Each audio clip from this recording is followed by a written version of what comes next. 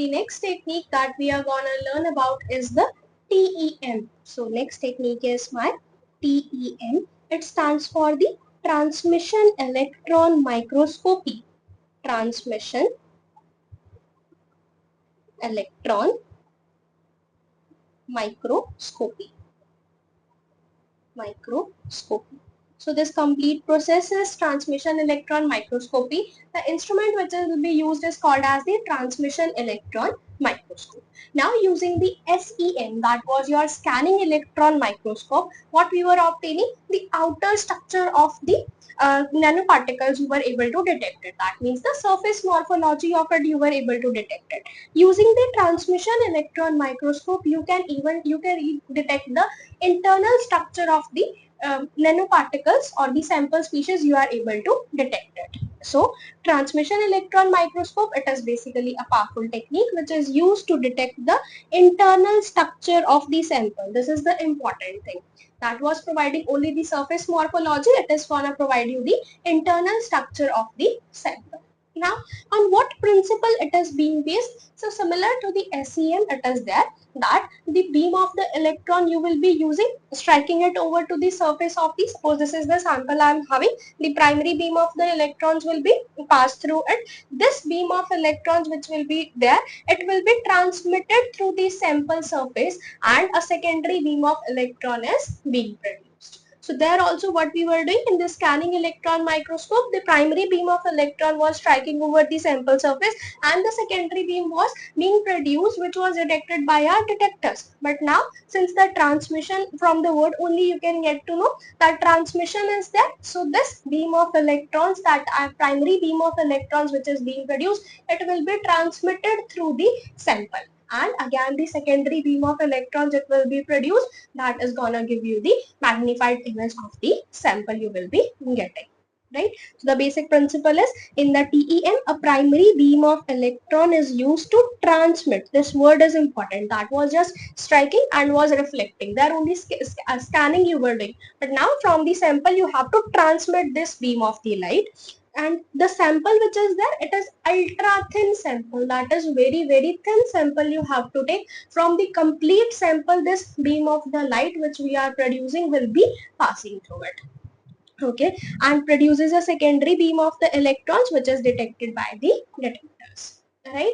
So this is the basic principle of your TEM, where the transmission electron microscope or transmitted beam of electron is used, which is passing through the ultra thin sample, producing a secondary beam of the electrons, which is further used for the magnification, so that we can get to know about the internal structure of the sample. Right? Now let us look upon to this microscope which is being used, what are the various components and how is the image getting being produced through it. Right? So the lower portion now here I am having, this is called as my electron gun is used over here. Just like in the SEM we were using the fast moving beam of electron was produced by some electron gun. So here also that gun only is used. So it is my electron beam source, it is there, or we call it that it is my electron gun which is used to produce the beam of the electrons. Right? This beam of electrons, again it passes through the lenses. Here the pair of lenses are being used. In the SEM we were using the single that lenses were there, the object is condenser lens and the objective lens was there and a scanning coil it was there. Right? But now here the combination of these lenses are there. So these two are my condenser lens. This is my condenser lens. Again, the beam that is being produced will be deflected in the different directions. We need to condense this beam of electron to the sample surface. So a condenser lens is used for that. Okay, and here these blocks that are present, this is called as the condenser aperture. Basically it is again used to the for the condensing only, that the condensed beam of the light only it passes through the sample. Okay, so this is my condensed aperture. Okay, next is this beam of the light that we have produced, it passes through your sample surface. So this complete thin, this is the sample that we have placed it. So after passing through the condenser lens, the beam of the light is gonna pass through the sample. Through the complete sample, this beam of light will be passing. In the previous case, when you were having the scanning electron microscope, through the different portions it was there where the beam of electron it was targeted.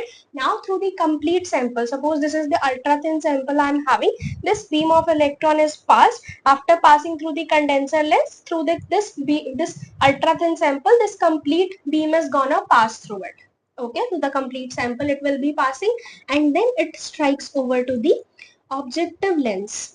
This is called as my objective lens. Here the image of the sample you will be getting being formed. So this is the point that here this crossing of the two lines you are seeing. At this point the image of the sample it is getting being produced. So this is the objective lens. Objective a lens that we are using. Okay, next is again the apertures are being used. These are called as the objective. After the objective lens, so close to that it is passed. So again we want that the lenses are through the lenses it passes a focused beam of the light it passes. So this is the objective aperture you are having. This is objective aperture. Aperture. Okay, and after that we have is the selected area aperture. This is called as my selected area aperture. Okay, so after this, now the image of the sample we have formed it, we want to magnify it so that the enlarged image of the sample we can view it. So after passing through this, it passes through the magnifying lenses. All these three lenses after the objective lens that you are having, it is a combination of your magnifying lenses only. It is my magnifying lenses are being used, and here these lenses, magnifying lenses, three of them you have written. It is a combination of these two are called as my intermediate lenses. This magnifying glasses, basically classification of it has been done. Two of the types we are having. This is the intermediate lenses, intermediate lens, and the final one is gonna be the projector lens. It is called. It is the projector lens. Projector lens, and final image is obtained on the screen, which is basically a fluorescent screen on which this enlarged image of the sample you are gonna observe it. And all this microscope is will be placed in a vacuum chamber so that the scattering of the light can be prevented, right? So these are the various components of your TEM microscope.